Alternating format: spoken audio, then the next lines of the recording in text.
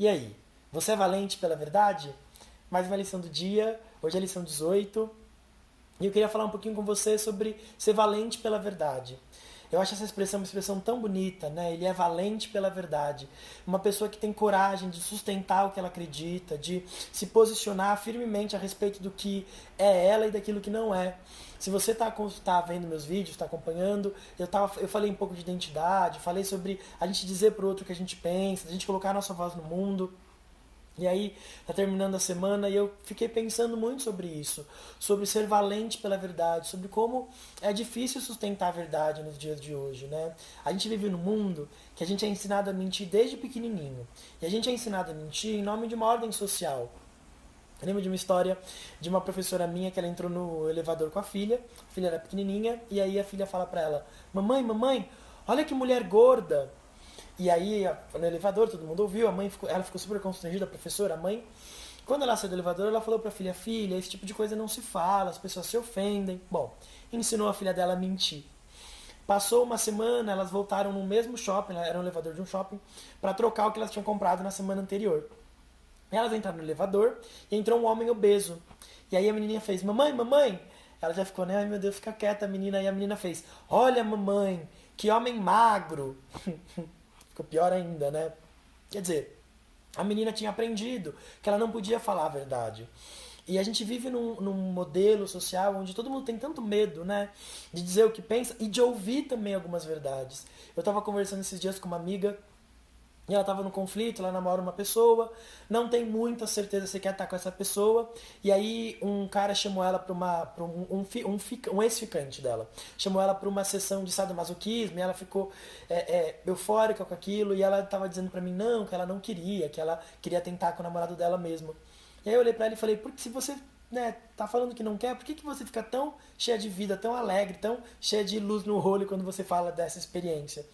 E aí ela tava falando de que, na verdade, ela queria não querer, né? Eu tava falando pra ela que parecia que ela queria não querer. E é difícil assumir as nossas verdades, assumir o nosso desejo, assumir o que a gente acredita, o que a gente não acredita. Hoje eu tava na carta de oração, que eu contei pra vocês da experiência de ontem, e uma mulher veio falar comigo, eu tava lá cantando e tal, e ela chegou pra mim e falou: Posso te falar uma coisa? Não, ela falou: Posso fazer uma oração por você? Eu fiz claro, e ela disse: Você trabalha com arte? E eu disse não, e ela ficou super insegura na hora. E aí ela ficou meio que: então não sei. Eu falei: não, pode orar por mim. E ela fez a oração dela, e ela me disse uma coisa super importante pra mim, sobre criatividade, coragem, que é algo que tá muito ligado com o meu livro. Só que ela não tinha como saber, e ela ficou super insegura de me dizer aquelas palavras que ela sentia que ela tinha que me dizer. E que bom que ela teve coragem, mas ela se intimidou, porque ela não entendeu muito, mas ela não sabia, mas eu sabia. A gente precisa ser valente para aquilo que a gente sabe, para aquilo que a gente acredita. As palavras dela foram tão importantes para mim. E quantas vezes a gente vai se construindo nesse mundo com tantas mentiras, onde a gente aprende a dizer que o feio é bonito, que o chato é legal, quando a gente aprende a dizer que vai onde a gente não quer ir, e como a gente vai se corrompendo da verdade. Não como se existisse uma verdade absoluta. Eu não estou falando de uma verdade universal, como a existência ou não de Deus, ou como direita ou esquerda na política, ou como um conceito filosófico. Não. Eu estou falando da nossa verdade, daquilo que a gente acredita como verdade, daquilo que faz o nosso coração arder e faz a gente querer levantar bandeiras, sabe assim? É aquilo que a gente é de verdade. E eu tenho pensado sobre ser valente pela verdade, pensado sobre ser quem eu sou, exige coragem, exige alguns embates, mas deixar de ser quem eu sou cobra um preço muito mais alto. A gente vive num momento em que a maioria das pessoas estão medicadas, psiquiatricamente falando, tomam remédio para dormir, remédio para não ficar estressado, remédio para não ter ansiedade, remédio para não ter pânico, remédio para depressão, remédio para ter concentração. Quer dizer, a gente está tão medicalizado e eu fico pensando, será que se a gente olhar socialmente, a gente está fazendo a coisa certa com todos esses cuidados para não ofender o outro, para não dizer a verdade? Será que se a gente invertesse o caminho e nos primeiros meses, talvez todo mundo ia ficar um pouco ofendido, mas depois que a gente passasse por essa quebra de paradigma, como seria poder ser verdadeiro, ter um compromisso com a gente mesmo e com o outro de dizer a verdade? Eu acho isso algo tão... Gente, eu sei que o vídeo tá longo, já tem 5 minutos, mas enfim, se você quiser assistir aí, vai até o fim, se não também tá tudo bem. Essa é a minha verdade. Eu penso muito sobre o lugar de autenticidade vinculado à verdade. Às vezes eu tô numa conversa com algum amigo, eu tenho algo duro para dizer e eu pergunto: você quer mesmo ouvir o que eu tenho para dizer, ouvir a verdade que eu tenho para dizer sobre isso? E algumas vezes meus amigos dizem não. E eu não falo, porque não se trata de desrespeitar o outro. Mas também não dá pra mentir. Não dá pra dizer uma coisa só pra passar a mão na cabeça, ou só pra deixar o outro confortável. Porque aquilo não seria a minha verdade.